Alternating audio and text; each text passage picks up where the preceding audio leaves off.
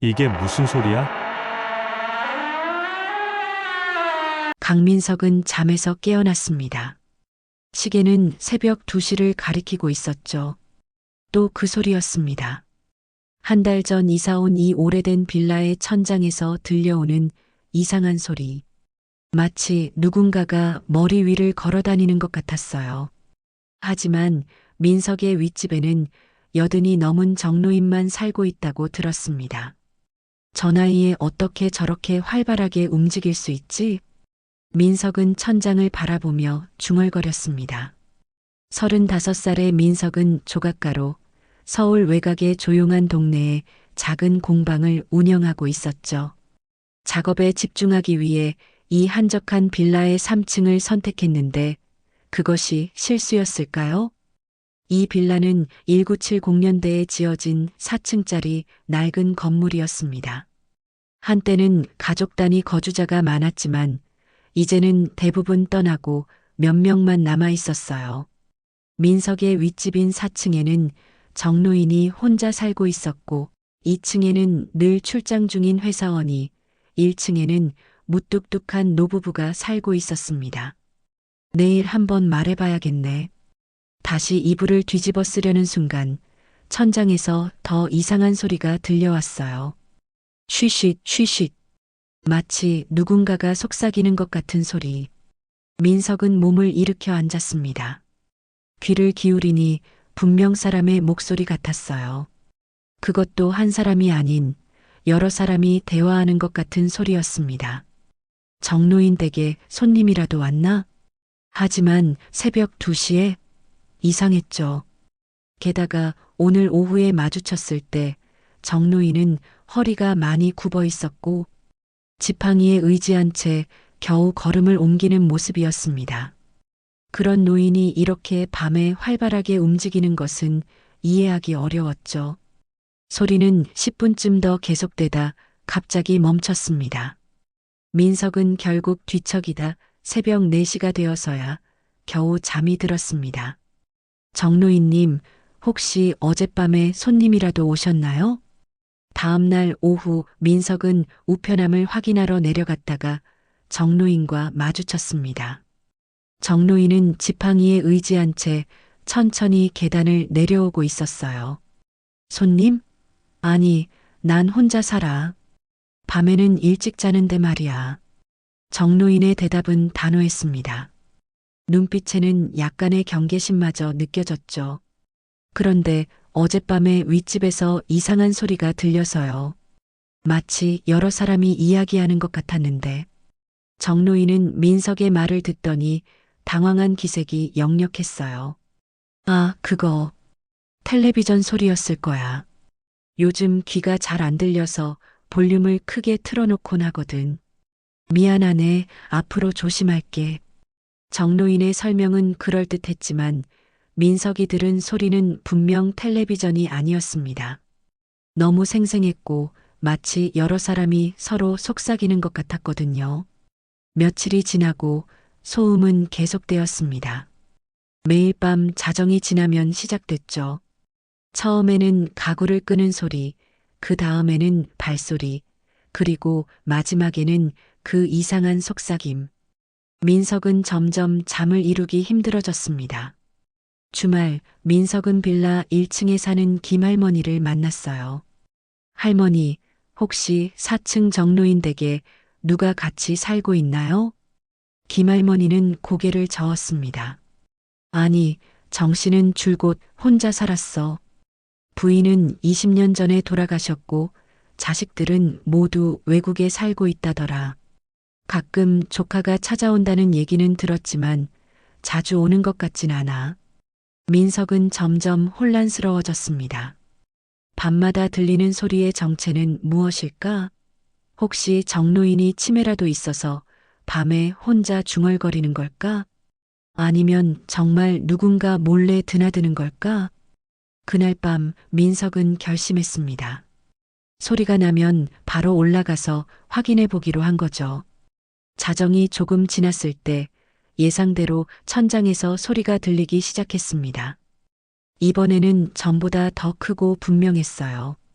누군가 바닥을 긁는 소리, 그리고 낮게 중얼거리는 목소리. 민석은 용기를 내어 4층으로 올라갔습니다. 정로인의 현관 앞에 서서 초인종을 눌렀지만 아무 대답이 없었어요. 하지만 분명 안에서는 소리가 들리고 있었습니다. 정로인님 계세요? 민석은 문을 두드렸습니다. 그러자 갑자기 안에서 모든 소리가 멈췄어요. 정막이 흘렀죠. 민석은 다시 한번 문을 두드렸습니다. 이번에는 조금 더 세게. 계시면 좀 열어주세요. 아래층 사는 강민석입니다. 한참의 시간이 흐른 후 마침내 문이 조금 열렸습니다. 문틈으로 정로인의 얼굴 일부가 보였어요. 실내는 어두컴컴했습니다. 이 늦은 시간에 무슨 일이요? 정로인의 목소리는 평소보다 낮고 경계심이 가득했습니다. 죄송합니다만 계속 소음이 들려서요. 지금도 누군가 움직이는 소리가 들렸는데 내가 말했잖소. 나는 혼자 살고 밤에는 일찍 자네. 텔레비전 소리겠지.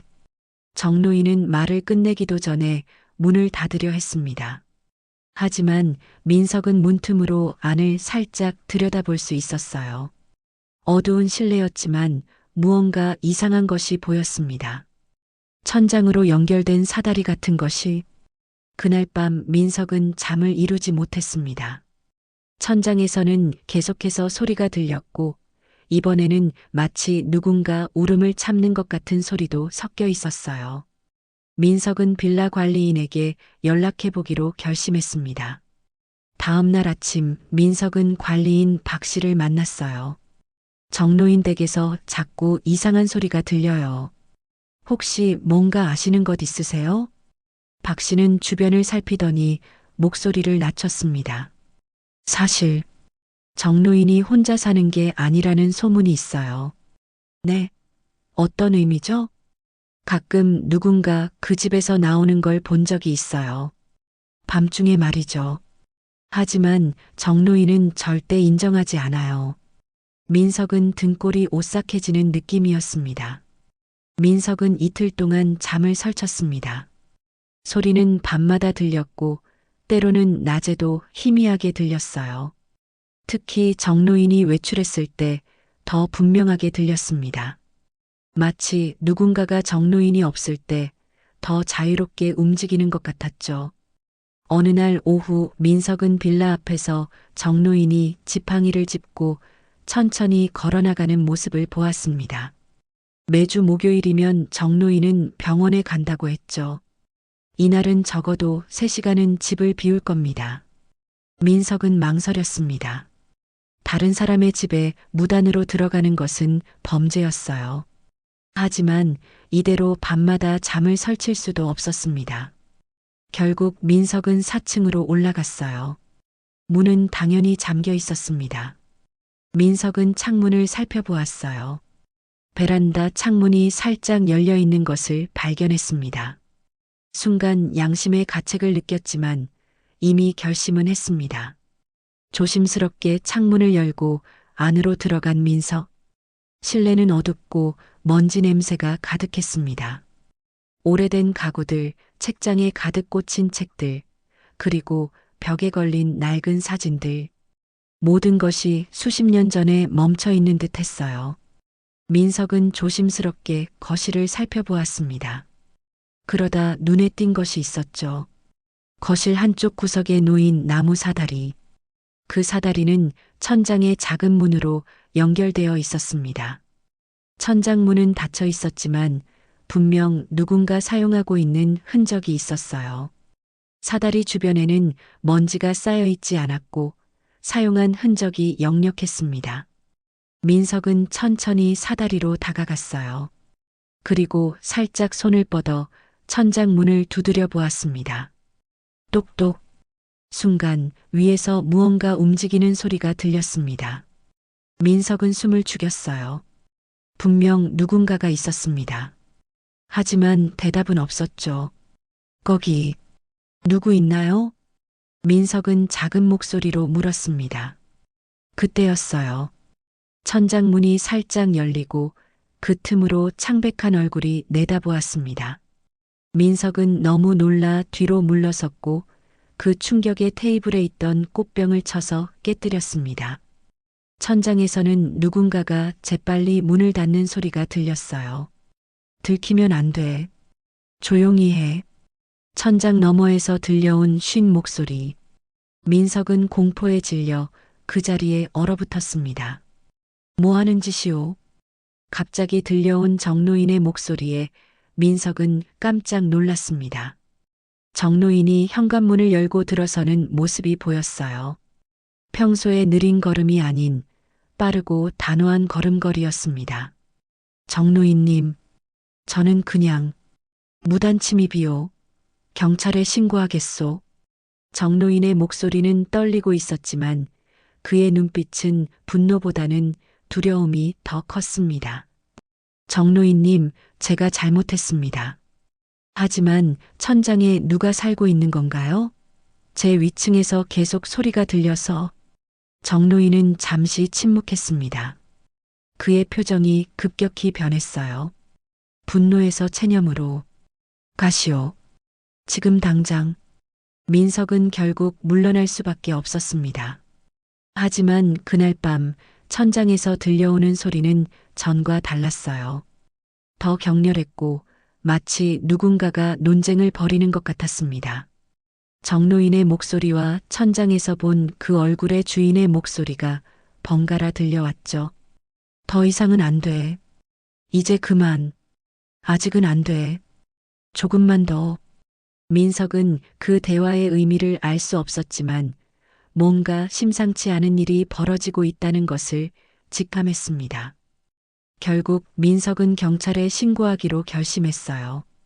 다음 날 아침 민석의 집을 찾아온 경찰관 2명.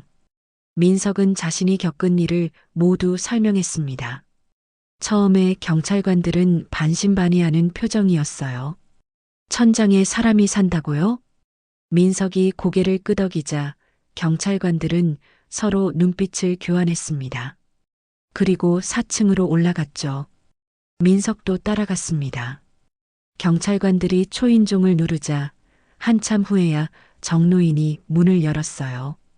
그의 얼굴은 피곤해 보였고 눈은 충혈되어 있었습니다. 무슨 일이신지. 경찰관들이 상황을 설명하자 정노인은 잠시 침묵했습니다. 그리고 한숨을 내쉬며 말했어요. 들어오세요. 정노인의 집 거실로 들어선 경찰관들과 민석. 거실은 여전히 어둡고 칙칙했지만 이상하게도 어제 민석이 깨뜨린 꽃병은 이미 치워져 있었습니다. 사다리도 보이지 않았어요. 집을 수색해도 될까요? 경찰관의 물음에 정노인은 피곤한 표정으로 고개를 끄덕였습니다. 경찰관들이 집안을 둘러보는 동안 민석은 어제 사다리가 있던 곳을 주시했어요. 하지만 아무것도 없었습니다. 저기 천장에 출입구가 있었어요. 민석이 천장을 가리켰지만 천장에는 아무런 흔적도 보이지 않았습니다. 마치 어제 본 것이 환상이었던 것처럼. 젊은이 확실합니까? 여기 천장에요? 경찰관이 의심스러운 표정으로 물었습니다. 민석은 당황했어요. 네, 분명히 여기였습니다. 사다리가 놓여 있었고 천장에 작은 문이 있었어요. 경찰관들은 의자를 가져와 천장을 자세히 살펴보았습니다. 하지만 아무것도 발견할 수 없었어요. 천장은 매끄럽게 칠해져 있었고 출입구의 흔적은 찾을 수 없었죠. 여기 계속 천장에서 소리가 난다고 하셨죠? 경찰관이 민석에게 물었습니다. 네, 매일 밤이요. 특히 자정 이후에 더 심해집니다. 이 건물은 오래되어서 소음이 잘 전달될 수 있어요. 옆집에서 나는 소리일 수도 있고요. 경찰관의 말에 민석은 답답함을 느꼈습니다. 다른 가능성도 있었지만 분명 그는 천장에서 누군가를 보았어요. 환각이 아니었습니다. 경찰관들이 다른 방까지 수색한 후 정노인에게 물었습니다. 혹시 이 집에 다른 사람이 살고 있나요? 정노인은 고개를 저었습니다. 아니요. 내 아내는 20년 전에 돌아가셨고 나는 줄곧 혼자 살았소. 경찰관들은 더 이상의 증거를 찾지 못하고 자리를 떠났습니다. 민석도 어쩔 수 없이 자신의 집으로 돌아왔어요. 하지만 그의 마음속에는 의문이 계속 남아 있었습니다. 그날 밤 민석은 침대에 누워 천장을 바라보았습니다. 소리는 들리지 않았어요. 너무 조용했습니다. 마치 윗집에 아무도 없는 것처럼. 일주일이 지났습니다. 천장에서는 더 이상 소리가 들리지 않았어요. 마치 그동안의 일이 꿈이었던 것처럼. 민석은 점차 일상으로 돌아가려 노력했지만 마음속 깊은 곳에서는 여전히 의문이 남아 있었습니다. 어느 날 저녁 누군가 민석의 초인종을 눌렀어요. 문을 열자 관리인 박 씨가 서 있었습니다. 정노인 소식 들으셨어요? 민석은 고개를 저었습니다. 정노인이 어제 돌아가셨대요. 자택에서 조용히. 조카가 발견했다고 하네요. 민석은 충격을 받았습니다. 갑자기 생각난 것이 있었어요. 조카요? 어떤 조카인데요? 정노인의 조카. 가끔 찾아오는 그 사람이요. 얼굴이 하얗고 마른 사람. 40대 중반쯤 되었을까? 민석의 머릿속에 천장에서 본 그 창백한 얼굴이 떠올랐습니다. 그게 정노인의 조카였던 걸까요? 그 조카가 정노인의 시신을 발견했다고요? 네, 장례도 조카가 다 준비했대요. 내일 발인한다고 하네요. 민석은 다음 날 장례식장을 찾았습니다. 조문객은 많지 않았어요. 주로 빌라 주민들과 몇몇 노인들 뿐이었죠. 그리고 상주 자리에 한 남성이 앉아 있었습니다. 마른 체격에 창백한 피부, 그리고 긴 머리카락으로 반쯤 가려진 얼굴. 민석은 그 남성에게 다가갔습니다. 가까이서 보니 그의 얼굴은 햇빛을 오랫동안 보지 못한 것처럼 창백했고 눈은 깊게 패여 있었어요. 안녕하세요. 저는 아래층에 사는 강민석입니다. 정노인님께 문상드리러 왔습니다. 남성은 민석을 물끄러미 바라보았습니다. 그의 눈빛은 낯설었어요. 마치 오랫동안 사람을 마주보는 것에 익숙하지 않은 것처럼. 고맙습니다.